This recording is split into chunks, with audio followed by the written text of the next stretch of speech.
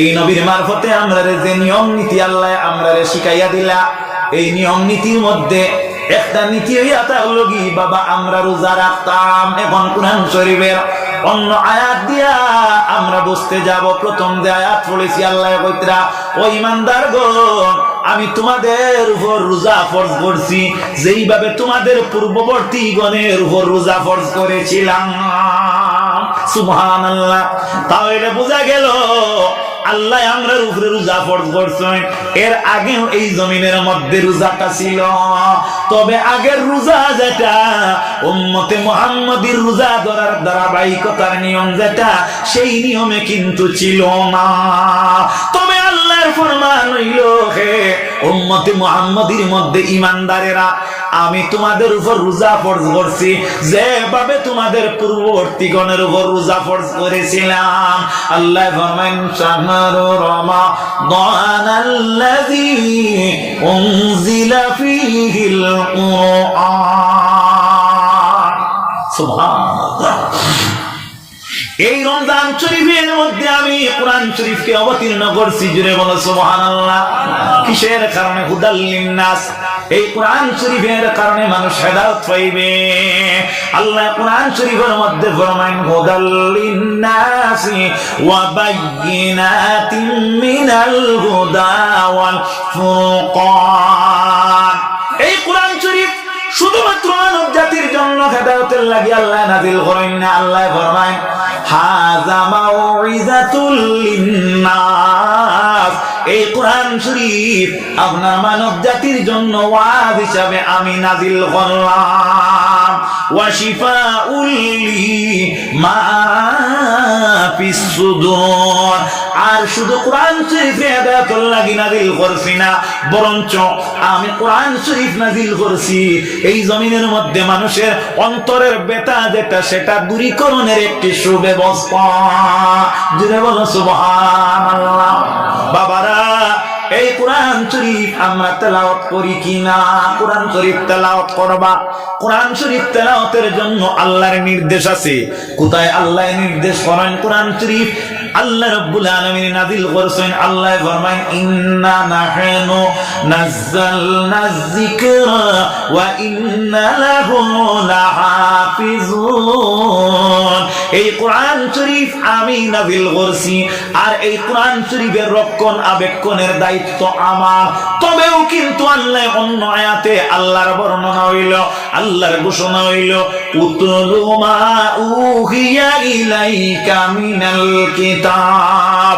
হে নবী আপনি ওই কিতাব তেলাওয়াত করো যে কিতাব আপনারে ওহীর মারফতে দিলাম। ও সুবহানাল্লাহ। বুঝা গেছে নি কথাটা? নবী আপনি ও কিতাব তিলাওয়াত করুন যেখানে আপনারে ওহীর মারফতে দিলাম। উতলু মা উহিয়া ইলাইকা মিনাল কিতাব ওয়া আকিমিস সালাহ। হে আমার নবী তোর সঙ্গে আপনি নামাজ রে কায়েম করুন। কেন? আল্লাহ আগামীতে বর্ণনা করতেছেন ফরর আপনার বিষয়ে আল্লাহর আলোচনা হইল ইন্নাস সালাতা তানহা আনিল ফাহশাই ওয়াল মুনকার। নিশ্চয় নামাজে মানুষের বেহায়াত থাকি, খারাপ থাকি, অশ্লীলতার থাকি, দুরাচারিত থাকি, পাপাচারিত থাকি, পাপিষ্ঠতার থাকি এই নামাজে মানুষের বিরত রাখে। ওয়ালা যিকরুল্লাহি আকবার। বান্দারে তোমাদের মধ্যে সবচেয়ে বড় জিকির হইল আমার নামাজ। নবীজির নিকটে একদিন সাহাবী উপস্থিত, ইয়া রাসূলুল্লাহ সবচেয়ে বেহতর আমল কোনটা? সবচেয়ে পছন্দিদা আমল কোনটা? নবী উত্তরে ফরমায় as-salatu li waqtiha। উম্মতরে সবচেয়ে বেস্ট, বেটার বেস্ট, সবচেয়ে আফজল, সবচেয়ে উত্তম, সবচেয়ে মর্যাদা সম্পন্ন আমল হলো ওয়াক্ত মোতাবিক নামাজ আদায় করা। জুড়ে বলো সুবহানাল্লাহ। আল্লাহর নবীর উম্মতেরা আল্লাহ তাআলা নবীর কেন এই ইঙ্গিত দিলা? এই জমিনের মধ্যে আল্লাহ রাব্বুল আলামিন ইসলামের যত শিক্ষা আল্লাহ স্বয়ং আপনারে আমারে দিন না, নবীর মারফতে আল্লাহ দিছেন কিনা। এজন্য রাসূলুল্লাহ ফরমায়েন আনা বুইস্তু মুআল্লিমা, আমি তোমাদের একজন শিক্ষক। নবীজি অন্য হাদিসে ফরমায়েন শুধু শিক্ষক নয়, আনা বুইস্তু মুআল্লিমান বিমাকারিমিল আখলাক, জেলা আমি শিক্ষক আমার মধ্যে সাধু খাসলত তেমন। শুধু শিক্ষক নয়, শিক্ষক বটে কিন্তু আদর্শ একজন শিক্ষক। সুবহানাল্লাহি ওয়া বিহামদিহি। হে নবী মুহাম্মদ মুস্তাফা অর্থাৎ নবী কোরআন শরীফ তেলাওয়াত করে আমাদেরকে শিক্ষা দিয়েছেন। সাহাবায়ে কেরামে নবীর অনুসরণে এই আমলটা অনুকরণ করছেন, তেলাওয়াত করছেন। মাত বুঝে যান। সাহাবায়ে কেরামের মধ্যে কোরআন শরীফের হাফিজ ছিল, কোরআন শরীফের এই যত্ন তাদের মধ্যে ছিল। এজন্য বাবারা, এজন্য মায়েরা, কথাটা লক্ষ্য করো আল্লাহর নবীর উম্মতেরা। আল্লাহর নবী ফরমান খায়রুকুম মান তাআল্লামাল কুরআনা ওয়া আল্লামা। আমার উম্মতের মধ্যে সবচেয়ে বেহতর, সবচেয়ে উন্নত উম্মত হইল এই ব্যক্তি যে কোরআন শরীফ নিজে শিক্ষা করে আর অন্যরে পরে সে শিক্ষা দেয়। বলো সুবহানাল্লাহ। আমার বুজুর্গণ, আমার বন্ধুগণ, এর জন্য সাহেব কবিলা ফুলতলি রহমতুল্লাহি তাআলা আলাইহি আল্লাহ নবীর নির্দেশ অনুযায়ী এই পৃথিবীর মধ্যে দেখা যায় এমন একটা তোর কোরআন শরীফের শিক্ষার দেখাইয়া দেন, যে কোরআন শরীফের শিক্ষার নিয়মটা এখনো পৃথিবীর কোনায় কোনায় কোনায় কোনায় আপনার কোন জায়গার মধ্যে বাকি নাই, যেটার নাম হলো দারুল কিরাত। যাক আমার বুজুর্গণ, আমার বন্ধুগণ, আল্লাহর নবী সাল্লাল্লাহু আলাইহি ওয়াসাল্লামে কোরআন শরীফ তেলাওয়াত নিজে করছেন এবং কোরআন শরীফ তেলাওয়াতের হুকুম নবীজি ফরমায়। হযরতে আব্দুল্লাহ ইবনে মাসউদ থেকে বর্ণিত হাদিস, রাসূলুল্লাহ ফরমায় আমার উম্মতেরা তুমি কেন যদি কোরআন শরীফ তেলাওয়াত করো একটা অক্ষরে আল্লাহ রাব্বুল আলামিন 10টা নেকি দিবা। জোরে বলো সুবহানাল্লাহ। সাহাবায়ে কেরাম বলেন ইয়া রাসূলুল্লাহ, ইয়া হাবিবাল্লাহ, এই অক্ষরগুলা কি পৃথক পৃথক আলম আলম ইয়ানে আপনার যেমন সাহাবায়ে কেরামগুলোর মত ছিল আলিফ লাম মিম, এই যে হরফ যেটা আছে এটারে কয় হরফে মুকাত্তারাত। এই তিনটা একত্রিত করিয়া যদি কেউ তেলাওয়াত করে তাহলে নবী গো এর মধ্যে কি 10 নাকি? নবীজি কথাটারে ভাঙিয়া দেন, ক্লিন করিয়া দেন, পরিষ্কার করিয়া দেন।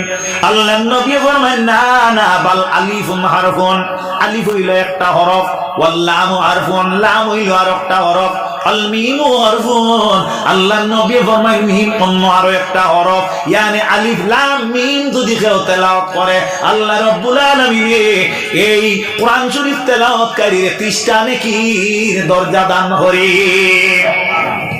আমার বুজুর্গণ, আমার বন্ধুগণ, ছোট ছেলের যখন জন্ম হয় মানুষের নাম তখন চিহ্নিত করে বড় ছেলের লগে নামকরণের মিল রাখে কি না বাবা?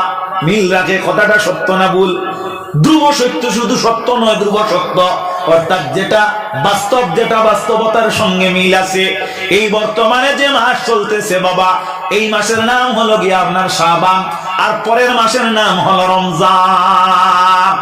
আল্লাহ রমজান যেভাবে নাম দিলেন ঠিক তেমনি ভাবে আল্লাহ কুরআন নাম দিলেন। তাহলে বোঝা গেল একটার আরো একটার সঙ্গে সম্পর্ক আছে, একটার আর একটার লগে সম্পর্কটা থাকার কারণে বোঝা গেল একই সূত্রে একই বন্ধনে তা আবদ্ধিত করিয়া রাখা।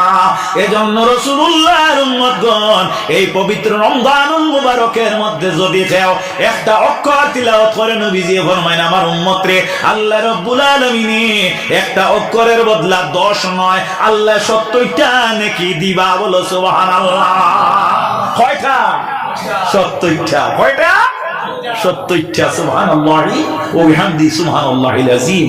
আমাদের মধ্যে অনেক মা বোন আছে, অনেক ভাই বন্ধু আছে, বাল্যকালে অনেক কষ্ট করি মা বাবা কাজ কাম না করাইয়া, স্কুলের টাইমে বিদায় না করিয়া, নিজের পেটে গামছা বান্ধিয়া মেসাব রাখিয়া সবাই মক্তবর উপযুক্ত শিক্ষক নিয়োগ দিয়া উপযুক্ততার মাধ্যমে তোমার কোরআন শরীফ পড়াই লইছেন।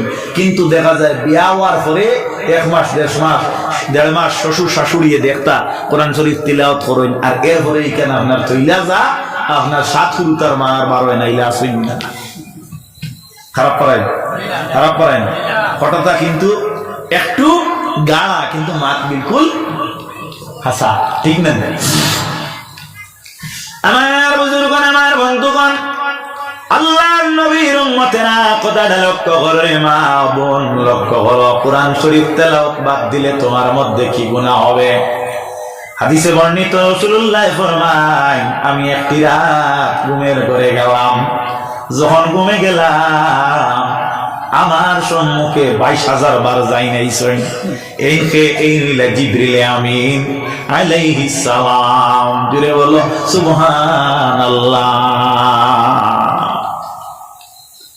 ইমামুর রাসূল পেশওয়ায়ে সাবিল আমিনে খোদা মহব্বতে জিবরিল। এই জিবরিল আমিনে ফরমা রাসূলুল্লাহ ফরমায়, একদিন গভীর রজনীতে আমি খাবে দেখি আমার কাছে হযরতে জিবরিল নিবেদন করেন, ইয়া রাসূলুল্লাহ, আপনি চলো আমার সঙ্গে একটু আমি বেড়াইব। বন্ধু বন্ধুর সাথে সিনা পরিচয়ের সাথে বেড়াইতে ঘুরতে কোনো অসুবিধা আছে না? কোনো অসুবিধা আছে না? কোনো দ্বিধা আছে না? আমি যখন জিবরিলকে পেলাম, জিবরিলকে বলি, হে জিবরিল, আমি যাইতে রাজি আছি, চলো তোমার সঙ্গে আমি যাব। আমি যখন একটু দূর সামনে গেলাম, যাওয়ার পরে দেখি একটা নদী, যে নদীর মধ্যে আছে লৌহ রক্ত, নাউযুবিল্লাহি মিন যালিক। নদীর মধ্যে থাকে জল, সেই নদীতে আমি দেখলাম রক্ত। কেমন রক্ত?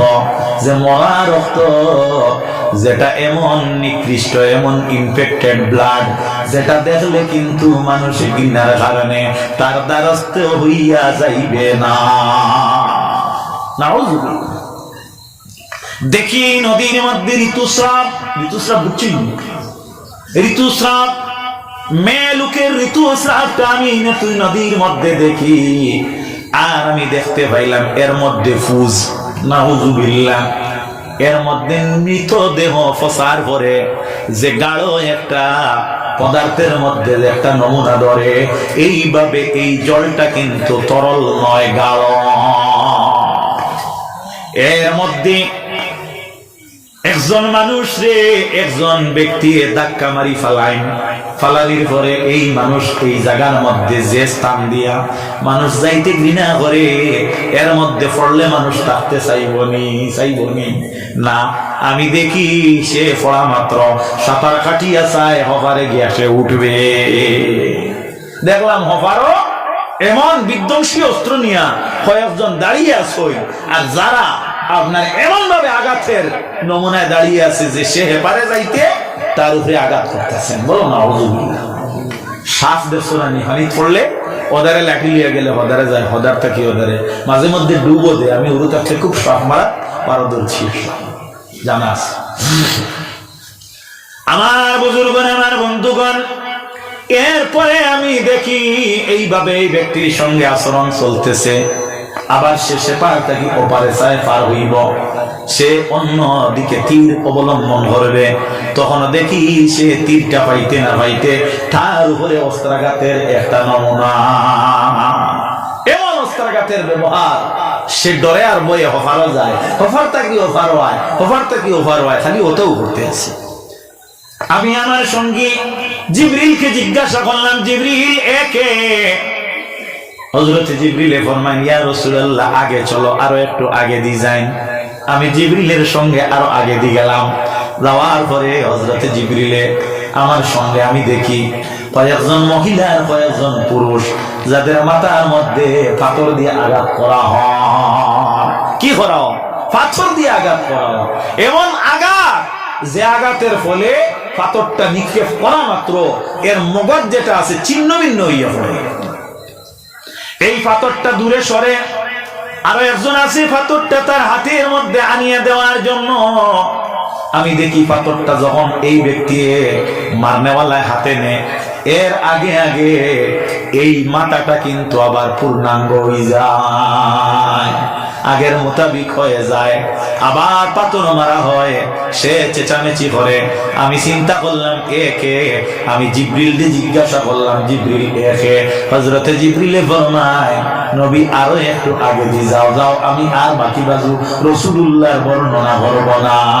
আল্লাহর নবী আরো কয়েকটা ঘটনা এইভাবে দেখলা, যখন নবী জিবরিলের কাছ থেকে বিরতি দিতেছেন তখন জিবরিল কইন ইয়া রাসূলুল্লাহ আপনারে নিয়া বেড়াইলাম, আপনারে নিয়া ঘুরলাম, আপনি কয়েকটা বিষয় বিবরণ দেখলা, তবে এই ব্যাপারে আপনারে একটু আমি অবগত করাইতেছি নবী গো। প্রথম যে নদীর মধ্যে যে মানুষেরকে এইভাবে শাস্তি দেওয়া হইতেছে সে ওই ব্যক্তি যে ব্যক্তি জমিনের মধ্যে এমন একটা ব্যবসা আরম্ভ করছে যেটা অজাগরের ব্যবসা। অজগরের ব্যবসা বুঝনি, অজগরের খাদ্য সে আপনার জুঠানির লাগি মাঠে নামে না, এক জায়গার মধ্যে থাকে আর অন্য সাপেরা নিয়া তারে খানি নিয়া দে, সেটা হইল অজগরের নীতি। এইভাবে এক শ্রেণীর ব্যবসায়ী আছে যারা টাকা দিয়া আপনার সুদ লয়, সুদ নে, শুধু টাকা দি নাই, বিভিন্ন পর্যায়ে 70টা গ্রুপ আছে সুদের। এই 70টা সুদের মধ্যে যারা লিপ্ত, এই সুদকুর যখন মরবে নবীজি ফরমায় এই ব্যক্তির শাস্তি এইভাবে দেওয়া হবে, অর্থাৎ তারে এই যেভাবে দেওয়া হয় এই নদীর মধ্যে। নাউজুবিল্লাহি মিন যালিক। বুঝা গেছি না? মাত বুঝা গেছি না? আমার বুজুর্গণ, আমার বন্ধুগণ, রাসূলুল্লাহ ফরমায় 2 নম্বরে যারা মাথার মধ্যে এইভাবে নিক্ষেপ করা হইতেছে এরা কারা? এরা ওই মানবের মধ্যে, মানব জাতির মধ্যে ওই গ্রুপ, ওই টিম, ওই দল, ওই কাফেলা যারা বাল্যকালে কোরআন শরীফ আনন্দে তারা শিক্ষা নিল, কোরআন শরীফের উপর তার তেলাওয়াতের ক্ষমতা আছে, কিন্তু এরপরে কোরআন শরীফটারে আর বাহির করিয়া তারা তেলাওয়াত করে না, যার ফলে সে যখন মরবে আল্লাহ রাব্বুল আলামিন গজবর ফিরিস্তা দিয়া এই তেলাওয়াত করনেওয়ালা আর করনেওয়ালিরে এইভাবে শাস্তি দিবা। বলো নাউজুবিল্লাহ। তে যাও আমার বুজুর্গণ, আমার বন্ধুগণ, বিশেষ করে এই পবিত্র রমজান মাস যেটা আসতেছে, এই মাসের মধ্যে রোজা রাখবা, রোজা রাখবা, রোজা রাখবা। আল্লাহ রাব্বুল আলামিন ফরমায় ফামান শাহিদা মিনকুমুশ শাহরা ফালিয়াসুমহু।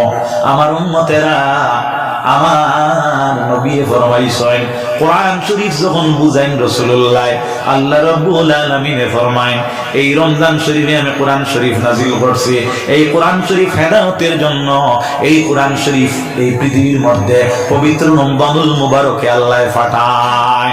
আল্লাহ ফরমায় ফামান শাহিদা মিনকুমুশ শাহরা ফালিয়াসুমহু। যারা এই পবিত্র মাস পাইবায় এরা যেন তোমরা রোজা রাখো। শরীয়তের নীতি হইল একজন অমুমিন যদি মুমিন হয়, একজন নাবালিকা যদি একজন মহিলা হয়, একজন নাবালক যদি সাবালক হয়, তাহলে যে অক্তর মধ্যে সে এই পর্যায়ে পর্যায়ে ভুক্ত হইল, এই অক্ত যদি বাকি থাকে তার উপর নামাজ পড়। যেমন জোহরের টাইমে যদি কোনো আপনার অমুমিন মুমিন হয় তাহলে তার উপরে জোহরের নামাজ পড়। যদি জোহরের অক্ত অতিবাহিত হইয়া যাওয়ার সময়ে আসরের অক্ত যদি আপনার সে মুসলমান হয় তার উপর নামাজ পড়। ঠিক তেমনি ভাবে নাবালক যদি সাবালক হয় তাহলে ঠিক তেমনি ভাবে এই অক্তের ভিতরে যদি নামাজের টাইম থাকে তার উপর নামাজ পড়। নামাজ পড়তেই লাগবে। কিন্তু রোজার ক্ষেত্রে যে আজকে রমজান শেষ হয়ে গেছে আর তার উপরে কোন রোজার দরপাকড় নাই, সে কিতা করতে হইব? ফামান শাহিদা মিনকুমুশ শাহরা ফালিয়াসুমহু। হে অপেক্ষা করতে থাকুক, যদি তার বয়সে আগামী জিন্দেগিতে যদি এই রমজানের মাস পায় তেহি রোজা রাখতো। সুবহানাল্লাহ। এটা হইল শরীয়তের এটা হইল শরীয়তের কানুন। এজন্য আমার ভাইয়েরা, আমার বন্ধুরা, আল্লাহ নবীর উম্মতেরা এই পবিত্র রমজানের প্রত্যাশায় মুমিন থাকতো। রাসূল করিম সাল্লাল্লাহু আলাইহি ওয়াসাল্লামের উম্মতগণ, শরীয়তের নীতি হইল আমরা এই শাবান মাস, যেটা এই মাসের 29 তারিখে আমরা পশ্চিম আকাশের মধ্যে রমজানের তালাশ চাঁদের জন্য করতে হইব, জিস্তজু করতে হইব। ওয়ায়ামবাগি লিন-নাসি আইয়ালতামিসু হিলালা ফি ইয়াউমি 20 শাবান। যদি এই হায়াত যদি তোমার থাকে ভাই, তাহলে রমজানের এই চাঁদটা দেখার জন্য তুমি পশ্চিম আকাশের মধ্যে আপনার চাইও। যদি পশ্চিম আকাশের মধ্যে ফামান রাহু, যদি কেউ দেখে চান, তাহলে আমার বুজুর্গণ, আমার বন্ধুগণ, কি করতে হইব?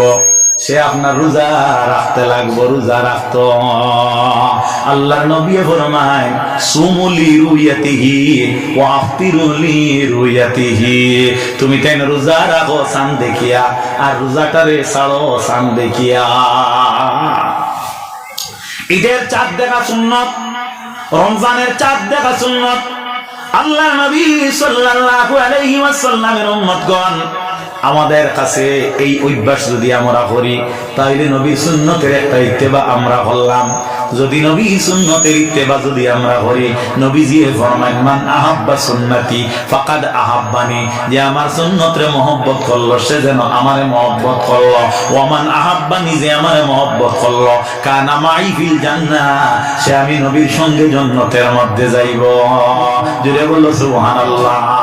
সুতরাং ভাইরা বন্ধুরা, এই রমজানের চারটা মেহেরবানি করিয়া কিন্তু আপনারা দেখতে চাইবা। এই রোজা যেটা, এই রোজাটা আল্লাহ উম্মতে মুহাম্মদের উপরে ফরজ করছেন। রোজা ধরলে লাভ কি হয়? ইসলাম ধর্মের মধ্যে যখন আল্লাহ রোজা ফরজ করিয়া দিছেন না বাবা, হযরতে আদম রে আল্লাহ রোজার নির্দেশ দিছেন। হযরতে আদম রে কিভাবে আল্লাহ রোজার নির্দেশ দেন? হযরতে আদম আলাইহিস সালাম জমিনের মধ্যে আল্লাহ নিক্ষেপ করেন। হযরতে আদম ছিল বেহেশতে, মা হাওয়া ছিল বেহেশতে। হযরতে আদম যখন জমিনের মধ্যে আইলা, আসার পরে হযরতে আদমের দেহের রং যেটা কালো হয়ে গেল। হযরতে আদম বেহেশত থেকে আইতে দুইটা পাতের হাতগড়ি নিয়ে আইন বাবা। একটা পাথরের নাম হলো ইব্রাহিমে মুসাল্লা, যে পাথরের বর্ণনা কুরআন শরীফে আছে, ইত্তাখাযু মিন মাকামে ইব্রাহিম মুসাল্লা। আর একটা পাথর হইল যে পাথর হজরে আসওয়াদ, সেই পাথরটা বর্তমানে কাবা শরীফের দেওয়ালের মধ্যে আছে অবস্থিত। আল্লাহর নবী ফরমায় এই পাথর যদি আমার কোন উম্মতে তার জিন্দেগীর মধ্যে ভাগ্যে জুটি একটাবার নয়নে দেখার, আর সে যদি চুমু খায়, এই চুমুর বিনিময়ে আল্লাহ রাব্বুল আলামিন তার জিন্দেগীর তামাম গুনাহে ধূলিসাৎ করিয়া দিবা। জুড়ে বলো সুবহানাল্লাহ। এই পাথরে হাত দিয়ে চুমু খাওয়ার নিয়ম নাই, এই পাথরে না খারানি কপাল লাগানির নিয়ম নাই। অর্থাৎ অন্তরের আবেগে এই পাথরের দিকে সম্মান প্রদর্শন করা হইল চুমুর বিবরণ। হাদিসে বর্ণিত হযরতে ওমরে সেই পাথর চুমু খাইতে হজ কর্ম আদায়ে গিয়া বলেন, ও পাথর, তোমার মতো পাথর দে আমি ওমরে দাম দেওয়ার কোনো কথা নাই। আমি ওমর ইলা ব্যক্তি নাই, আমি ইলা ওমর নাই। হযরতে ওমর রাদিয়াল্লাহু তাআলা আনহু এত শক্তিবান, এত সৎসাহসী এক সাহাবী যে ওমর দুনিয়ার জমিনও মদিনা শরীফের ভূমিকম্প থামাইতে পারে। ওমর গর্তা কি বাহির হইছ, মদিনার মানুষে দৌড় আরম্ভ করে।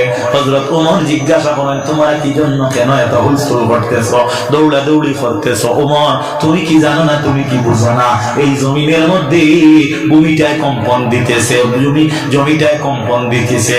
হযরত ওমর বলেন, ধৈর্য ধরো, আমি ওমর গড় থেকে লাঠি নিয়ে বাহির হই। হযরতে ওমরে নিজের লাঠি দিয়া মদিনার জমিনকে বলেন, হ মাটি, তুমি কি জানো না তোমার বুকেতে আল্লাহ রাব্বুল আলামিন এমন একজন ব্যক্তির আরামের জায়গা রাখছেন, তিনি হলেন আমাদের নবী মুহাম্মদ মুস্তাফা সাল্লাল্লাহু আলাইহি ওয়াসাল্লাম। মাটিরে যদি তুমি কাঁপো তাহলে তোমারে আমি শায়েস্তা করতে বাধ্য আছি। মাটি, তুমি কিন্তু কম্পন বন্ধ করো।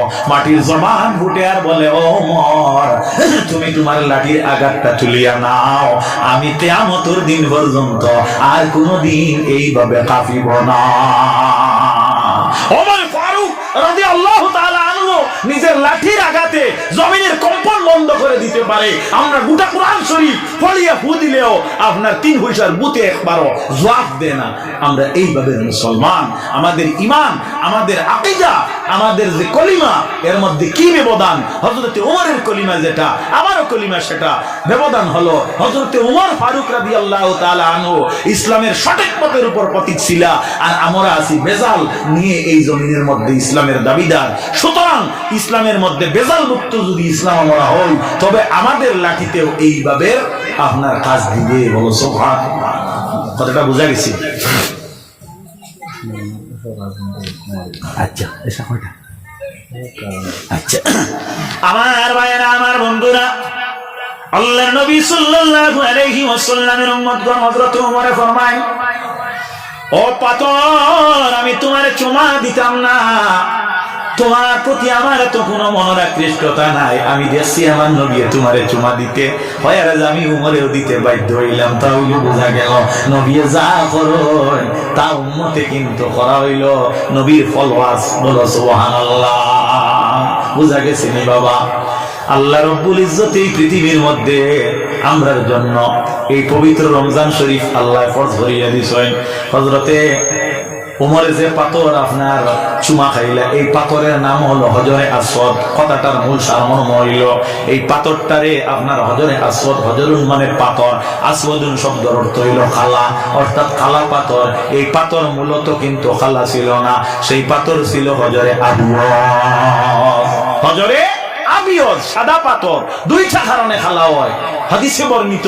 একটা কারণ হইল এই পাথরের মধ্যে একটা গুণ আছে, উম্মতে মুহাম্মদীর গুনাহ গ্রাস করিয়া খালা হইছে। দুই নম্বর কারণ হইল এই পাথরটা জমিনও যখন আইছে, জমিনের আবহাওয়ার কারণে একটু মলিন হয়ে গেছে। মাত বুঝা গেছে? দরটা কৌলা সহি। যাও, তোমার মূল কথা হইল হযরতে আদম ছিল বেহেশত। আমাদের দেশীয়, আমাদের গ্রাম্য অনেক ভাই বন্ধুরা বেঙ্গলুরের জমিনে রুজি রোজগারে যায়, শালীনতায় ভদ্রতায় মা বাপের জিন্দেগি অতিবাহিত করানোর উদ্দেশ্যে।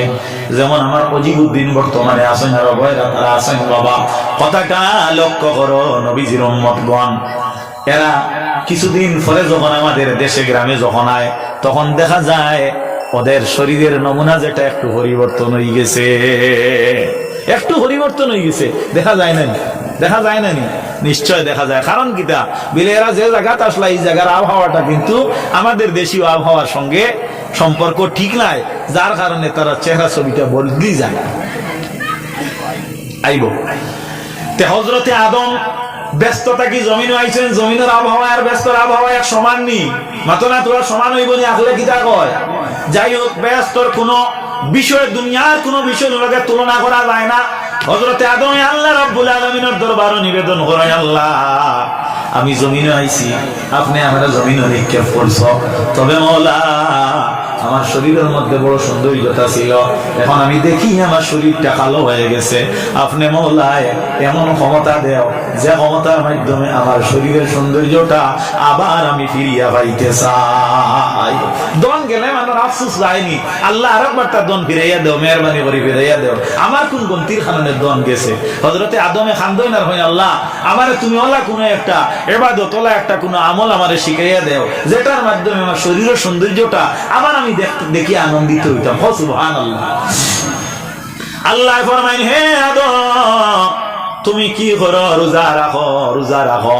হযরতে আদমে রোজা রাখেন, হযরতে আদমে রোজা রাখেন আপনার প্রত্যেক চন্দ্র মাসের 13, 14, 15 তারিখ। আল্লাহ রাব্বুল আলামিনে এই রোজার বিনিময়ে হযরতে আদমের দেহ আকৃতির পরিবর্তন করিয়া দিলা। তাহলে বোঝা গেল এই পবিত্র রমজান শরীফের রোজা নাই আর অন্যান্য রোজা যারা রাখে এরা শরীরের নমুনা যেটা আল্লাহ নূর দিয়ে মনোহর করিয়া দে। আমার নবীর উম্মতেরা, আল্লাহর নবী ফরমায় লিসাইমে ফরহাতান, রোজাদারের জন্য দুইটা খুশি। রাসূলুল্লাহ ফরমায় ফারাহাতুন ইনদা ফিতরিহি, এক নম্বর খুশি হইয়া থাকলো ফিতরিহি। এই ফিতরিহির মধ্যে দুইটা ব্যাখ্যা, দুইটা আপনার কথা, দুইটা তাফসীর। একটা হইয়া থাকলো কি আমার উম্মত যখন রোজা রাখবে, রোজা রাখার পরে আমার উম্মতি ইফতার করবে, এই ইফতারটা তাদের মধ্যে আনন্দময় একটা খাদ্যের সময়। অর্থাৎ রোজা যখন রাখে, বন্দা যখন ইফতার করে, এর চাইতে আনন্দযুক্ত খাদ্যর সময় আর পৃথিবীতে আর কোনো সময় নাই। আপনার শ্বশুর বাড়ি যেদিন গেছিলাম, এদিন কেমন আনন্দ পাইছিলাম না? এদিন আপনার শ্বশুরে বিভিন্ন আইটেম তৈরি করছেন, আপনার নতুন জামাতা, নতুন জামাই বেটা, নতুন দামান দাইবা, আর আপনি যা দেখিয়া মনের মধ্যে খালি লাগে যে এটা খাইতে পারতা না, ব্রিটিশ না বাপ, ঠিক নাই? কারণ এদিন তো বেশি খাইতে আসলো, কারণ এদিন কত ভ্যারাইটিস কোয়ালিটির খাদ্য। কিন্তু রমজান মাসে আপনার সামনে বেশ কিচ্ছু নাই, নালির ভাতা দিয়া শাক, লাইর ভাতা দিয়া শাক, বেশি নাই আপনার বেসাদা চাউল, কম ডাল, এর মধ্যে না আছে তেল, বালা করি লবণও খাওয়ার যোগ্য কোনো ক্ষমতা নাই। এইভাবে আপনার সামনে উপস্থিত হয়ে গেছে ইফতার, আপনি খাওয়ার বাদে কেমন কষ্ট হয় না আনন্দ হয়? আনন্দ হয়। আল্লাহর নবী যা বলেন দুইটা হক কয় রাসূলুল্লাহ ফরমায় এক নম্বর আমার উম্মতের রোজাদারের খুশি হইয়া থাকলো ইফতার, দুই নম্বর খুশি হইয়া থাকলো ফিতরি, অর্থাৎ তারা রোজা ধরিয়া গরিবের জন্য তারা প্রস্তুত থাকে। কি প্রস্তুত? বিলে রোজা মাসও তারা এমন দরিদ্র সীমার লোক যারা মালিকে নিসাব নাই, যারা ঈদের উপযোগী খরচ আনার ক্ষমতা নাই, তাদেরকে তারা ফিতরার সামগ্রী দিয়ে সাহায্য করে। বলো সুবহানাল্লাহ। ওয়া ইনদা লিকায়ে রাব্বিহি, দুই নম্বর খুশি নবীজি ফরমায় কাল কিয়ামতের দিন তারা আল্লাহ দেখার সুযোগ পাইবা। বল সুবহানাল্লাহ। ভাইরা বন্ধুরা, আল্লাহ দেখার সুযোগ আল্লাহ কিলা দিবা। লক্ষ্য করো, এই পৃথিবীর মধ্যে আল্লাহ যত ওলিয়া উলিয়া গস কুতুব হল আল্লাহ পাঠাইছে, এই ওলিয়ার দল ওলিয়া উলিয়াদের মধ্যে অলিকুল শিরোমণি যে ওলি হইলা হযরতে সৈয়দনা আব্দুল কাদের জিলানী, দস্তগীর আব্দুল কাদের জিলানী, কুতুবে রব্বানী, মাহবুবে সুবহানী, হাসানী ওয়াল হুসাইনী রহমাতুল্লাহি তাআলা আলাইহি, তিনি জীবনে আল্লাহর ইবাদত করছেন, আল্লাহর দরবারে দোয়া করেন। একদিন দোয়া করেন, আল্লাহ আমার জিন্দেগীর মধ্যে যা ইবাদত করলাম আমার উদ্দেশ্য আপনারে পাওয়ার জন্য, মাওলা রব্বুল আলামিন মেহেরবানি করিয়া আপনি আল্লাহ আমারে যদি দেখা দেহতে আমি সন্তুষ্ট হইব। বুঝতে পারলেন? আল্লাহ আমি ইবাদত করছি আপনারে পাওয়ার লাগি, অন্য কিছুর জন্য নয়। আপনি আমারে দেখা দাও, আপনি আমারে দেখা দাও। পূর্বগুলোর আপনার আব্দুর রহিম সাহেব দেখিয়ার হনবাত আপনি অনক, আমি শরম পাইয়া না অনক অনক আল্লাহর নবীর উম্মত হল অন। আমার ভাইয়েরা কথাটা লক্ষ্য করো, আল্লাহর নবী ফরমায়, ওদিকে খেয়াল করো, আল্লাহর নবী ফরমায়, আমি তো কেন হইলিছি তুমি দেনা দিবাই সারাই। আল্লাহর নবী ফরমায় যে রোজাদারে রোজা ধরলে আল্লাহরে দেখবা। হযরতে বড় পীর সাহেব আব্দুল কাদের জিলানী ফরমায়, আল্লাহ আপনি আমার একটা বার দেখা দেও, যদি দেখা দিয়া আমার আব্দুল কাদের, আমি আব্দুল কাদের যদি দুজখেও দেও আমার কোনো আপত্তি নাই। তার মানে আল্লাহ আমি চাই না তোমার বেশ, চাই না তোমার দুনিয়া, চাই না তোমার জগৎ, চাই শুধু আমি তোমার এই ভালোবাসার মধ্যে একটা বার তোমার দিদারে এলাহি। আল্লাহ আপনি আমারে দেখা দিয়া যদি আমি আব্দুল কাদের যখন দেও আমার কোনো অসুবিধা নাই। সুবহানাল্লাহ। একজন মহিলা পৃথিবীর মধ্যে নামদারি মহিলা, এই মহিলা ঐতিহ্যবাহী মহিলা মারা, যে মহিলার নাম হইল বিবি আসিয়া। ও আসিয়া তু মারিয়াম ফি নিসওয়াতিন মিনাল হাজিরাতিল কুদসিয়া, যে আসিয়ার নাম মাহফিলে মিলাদে বর্ণনা করা হয়। আসিয়া কার বিবি? ফেরাউন নামক নির্দয় পাপিষ্টের বিবি। আসিয়া রাদিয়াল্লাহু তাআলা আনহা ফেরাউনের ঘরে ঈমানের উপর সাবিত থাকার কারণে উত্তপ্ত গরম তেলের মধ্যে হযরতে আসিয়ারে নিক্ষেপ করে। বলো নাউযুবিল্লাহ। গায়ে বেত্রাঘাত করে আসিয়া, যার কারণে তুমি আল্লাহর ধ্যান থেকে তুমি বিরত থাকো। আসিয়া যখন মারা যাইবা হযরতে জিবরিল রে আল্লাহ প্রেরণ করেন, জিবরিল যাও আসিয়ার সম্মুখে আমি আল্লাহর তৈরি করা 8টা বেহেশত নিয়ে তার সম্মুখে হাজির করো, আর জানাইয়া দিও হে আসিয়া তুমি নির্দয় ফেরাউনের ঘরের মধ্যে ঈমানের উপরে জীবন অতিবাহিত করার ফলে আমি আল্লাহ তোমার উপর রাজি আর খুশি হইয়া 8টা বেশ তোমার সম্মুখে নিয়ে আমি দিলাম। এখন তুমি কোন বেশটারে পছন্দ করো? যে বেশটারে তুমি পছন্দ করবা এই বেশ তোমার জন্য নির্ধারিত, আল্লাহ তোমার জন্য দিয়া দিবা। সুবহানাল্লাহ। হযরতে আসিয়া ফরমায়, জিবরিল আমি মুরশু, আমি মরব, তবে তুমি মেহেরবানি করিয়া আল্লাহর আত্মা বেহেশতে সরাইয়া নিয়ে যাও। সুবহানাল্লাহ। খেনে আসিয়া এই অবস্থাতে কি তুমি বেহেশত চাও না? বলে না রে জিবরিল আমি বেহেশত চাই না, আমি ফেরাউনের মতো নির্দয়, ফেরাউনের মতো পাপাচার, ফেরাউনের মতো আপনার খবিস, ফেরাউনের মতো জালিম, ফেরাউনের মতো শয়তান এর করে জীবন কাল কাটাইছি।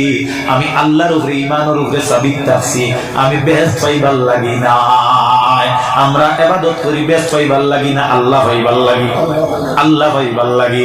যারা বেহেশত পাইবার লাগি ইবাদত করো, তাদের গুমান এখনো সলিড করো, শুদ্ধ করো। বাইরে বেহেশত পাইবার লাগি আমরা ইবাদত করি না, আল্লাহ পাইবার লাগি ইবাদত করো। ওয়া মান ইয়াতাওয়াক্কাল আলাল্লাহি ফাহুয়া হাসবুহু, আমার উপর যারা তাওয়াক্কুল বা ভরসা রাখে আমি আল্লাহ রব্বুল আলামিন সম্পূর্ণ তার জিম্মাদার হয়ে যাই। জিবরিল লইয়া যাও আল্লাহর বেশ, আমি চাই না তুমি আল্লাহরে কইও, তাই না আমারে দেখা দিয়া দুজহ দিলে এটা কোনো আপত্তি নাই। কে কইতরা? হযরতে আসিয়া রাদিয়াল্লাহু আনহা। তাহলে বোঝা গেল উপযুক্ত ধার্মিক যারা এরা আল্লাহ পায় তার লাগি ইবাদত করে, আল্লাহর জন্য রোজা রাখে। আমার ভাইরা, আমার বন্ধুরা, কথাটা লক্ষ্য করো। আল্লাহর নবী ফরমায়েন লিসাইমে ফরহাতুন ইনদা ফিতরিহি ও ফরহাতুন ইনদা লিকায়ে রাব্বিহি। এরা কাল কিয়ামতের দিন আল্লাহরে দেখতে পারবো, খারাবিলে রাজা হবো। জোরে বলো সুবহানাল্লাহ। হাদিসে বর্ণিত রাসূলুল্লাহ ফরমায়েন কিয়ামতের দিন আল্লাহ রাব্বুল আলামিন উচ্চ একটা আসমানের মধ্যে আসীন হইবা, মানে বইবা, আর উম্মতে মুহাম্মদীরে সম্বোধন করিয়া ডাক দিবা, ও আব্দুর রহিম, ও আব্দুর রউফ, ও আব্দুল বাকি, ও আব্দুল সত্তার। জমিনের মধ্যে রোজা রাখছো কোনো মানুষে দেখানির লাগি নাই, আমি আল্লাহরে খুশি আর রাজি করার লাগে, আমি আল্লাহ তার বদলা তোমারে দেওয়ার জন্য আমি আজকে হাজির। আমি আল্লাহর কাছে, তুমি চাও কি তোমার পাওয়ার জোকা আছে? আল্লাহ দেখলে কেউ কি কোনো কিচ্ছু চাইবে বাবা? তা কিন্তু মুমিন সূক্ষ্ম মস্তিষ্কশীল মানুষে প্রমাণ করতে পারে না। রোজা কখন থাকি কখন ধরবায়, রোজার অখ বা রোজার টাইম কোন সময়? ওয়াক্তু সাওমে মিন হিনা তুলুইল ফজর সানি ইলা গুরুবিশ শামস। রোজার অক্ত ইয়া তাহলো গিয়াও না, সুবে সাদিকর পর তাকি আরম্ভ করিয়া আল্লাহর নবীর উম্মত হল কথাটা লক্ষ্য করো। অর্থাৎ সূর্য অস্ত যাওয়া পর্যন্ত রোজা কাকে বলে? as-sawmu ওয়াল ইমসাকে আনিল আকলি ওয়া শুরবে ওয়াল জিমায়ে নাহারাম মা'আন নিয়াম। রোজা এর নাম as-sawmu ওয়াল ইমসাকে আনিল আকলি ওয়া শুরবে ওয়াল জিমায়ে নাহারাম মা'আন নিয়াম। রোজা এর নাম যে রোজা খাওয়ারটা কি, মাত খেয়াল করবেন, বুঝা যান। রোজা খাওয়ারটা কি? ওয়া শুরবে, পান করারটা কি? ওয়াল জিমায়ে, অর্থাৎ স্বামী স্ত্রীর বৈধ মিলনটা কি? নাহারাম মা'আন নিয়া, এই গোটা দিন আপনার নিয়তের সহিত অতিবাহিত, অর্থাৎ রোজার ওয়াক্তটারে নিয়তের সহিত অতিবাহিত করার নাম হলো রোজা। তাহলে বোঝা গেল রোজার জন্য নিয়ত শর্ত। কিতা শর্ত? নিয়ত শর্ত। রাসূলুল্লাহ ফরমায় লা সিয়ামা লিমান লাম ইয়ানওয়ি সিয়ামা মিনাল লাইল। যারা রোজাদারে রোজা রাখে আর তারা রোজা রাখার পরে রাত্রে বেলা যারা নিয়ত করে না তার কোনো রোজা নাই। বুঝা যাননি? যারা রাত্রে রোজার নিয়ত করে না তার কোনো রোজা নাই। এটা হলো রাসূলুল্লাহ একটি সহিহ হাদিস। এই যে সহিহ হাদিস আমাদের আইম্মায়ে কেরামদের মধ্যে ইমাম শাফি রাহমাতুল্লাহি তাআলা আলাইহি একজনের নাম আছে। চার মাযহাবে চার ইমাম নাম জান্না, চার ফরজ বাবা।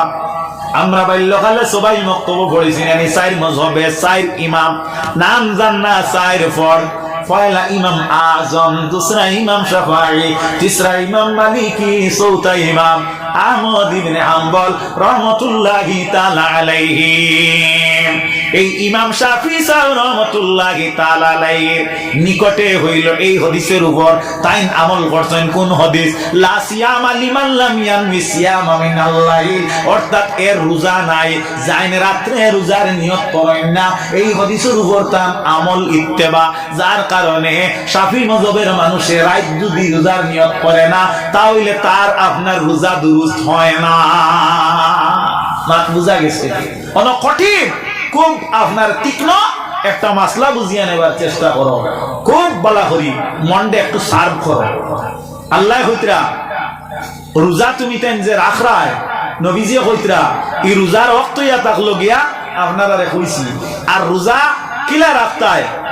রোজা কারে কয়? as-sawmu huwal imsaku anil akli wash-shurbi wal jima'i naharan ma'an niyam। অর্থাৎ নিয়ত রোজার লাগে কিতা বাবা? শর্ট আমার সময় একবারে কমিয়ে আইছে, 2-3 মিনিট রয়েছে, আমিও কথাটা আমি কিন্তু পুরানি লাগবো, আর নাই আপনারা জাপসা হয়ে যাইবা।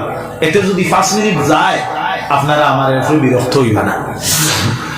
রোজার জন্য নিয়তটা শর্ট।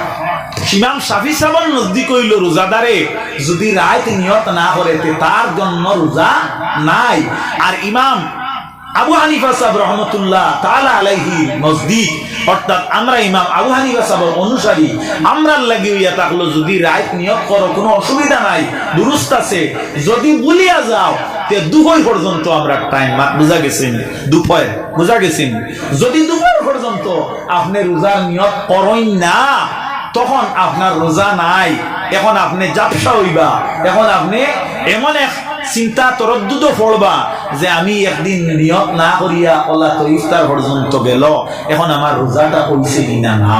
এখন নিয়ত কাহাকে বললে? নিয়ত হইয়া থাকলো কি দিলর ইরাদার নাম নিয়ত, দিলর ইরাদার নাম নিয়ত। আমরা নিয়ত যেগু হই নাওয়াইতানু আসুম্মা গাদামিন শহরে রমজান আল মুবারকে ইগু ইলা আখির, ইগু তো নিয়ত। ইগু ছাড়াও আপনার নিয়ত হইয়া থাকলো, অর্থাৎ আপনি যে উপবাস আছেন আনিল আকলে খাওয়ার তাকি ওয়া শুরবে ওয়াল জিমাগে, স্বামী স্ত্রীর মিলন তাকি দূরে সরিয়া আছেন, হোয়াট ইজ ম্যাটার, এর মধ্যে কারণটা কি, এর মধ্যে অন্তর্নিহিত বিবরণটা কি, বিলে বিবরণটা হলো আমি রোজা। এই অবস্থাটা কিন্তু আপনি উপলব্ধি করতে লাগবো, জানতে লাগবো। এই বিষয়টা আপনি অবগত হইতে টাইম হইয়া থাকলো আপনার কোন সময় বিলে দুপুরের টাইমত আগ পর্যন্ত। যদি আপনি উপাস থাকেন, রাত ঘুমাইছই আর মনে আসলো নবলি একটা রোজা রাখবো, মাত খেয়াল করতে আর এক ঘুমে আপনার জিওর বাদ হয়ে গেছে, আবু আপনি উপাস রইছই, আমার বুজুর্গ হল, আমার বন্ধু হল, আপনি হোক তো আগে নিয়ত করলা, আপনি কিতা করলা আগে নিয়ত করলা, আপনার রোজাটা দুরুস্ত হয়ে গেছে, সেহরি খাইছো না, এক সুন্নতরে আপনি আদায় করতে পারছো না, যার ফলে রোজার কোনো অসুবিধা নাই। কিন্তু আপনার ইলা কোনো মাত কথা নাই, আর আপনি একদিন কোনো বা কারণে উপবাসটা কিয়া এক টাইম হয়ে গেছে 2টা, এখনো পর্যন্ত আবার কিচ্ছু খাইছো না, এক কাম করি রয়েছে সামান্য বাকি, আর আমার একটা রোজা বাকি আসলো, কজা করার ব্যাপার আসলো, বাইগু আমি কোনো সফরের অবস্থাতে খাইছিলাম, ওগু আমার আজকে হয়েছে, মাত বুঝা গেছে নি, আপনার রোজা হইতো নাই, মাঠটা ক্লিয়ার হয়েছে। যাই হোক, আমি রোজা সম্পর্কে আলোচনা করতে গিয়া বিভিন্ন মাতকল সামনে দিয়ে আসলো, যেগুলা সময়ের সংকীর্ণতায় আলোচনা করতে পারছি না। আমার মূলত মুখ্য উদ্দেশ্য আসলো আমি শুধু খালি রোজা সম্পর্কে আলোচনা করবো। তবে মানুষে যা কথা কয় আল্লাহর তরফ থেকেও কয়, আল্লাহ আমার যা ইলকা করে দিছিলা, আমি আপনার সম্মুখে উপকৃত হওয়ার উপযোগী কথা কইছি ইনশাআল্লাহ। এর মধ্যে ভুল ত্রুটি হইতে পারে, ওয়া কানাল ইনসান আজুলা, মানুষ মাত্র চঞ্চল ভাষাগত অবস্থাতে হোক, আমার বলা বক্তব্যতে হোক, আমার ই কথার মাঝে কোনো বেয়াদবি হইতে পারে, বাবা হিসাবে পুত্র হিসাবে আমার দিকে লক্ষ্য করি মাফ করবা, ভাই বন্ধু হিসাবে আমার ক্ষমার চোখে দেখবা, আপন যারা আছো তারা আপনার আমার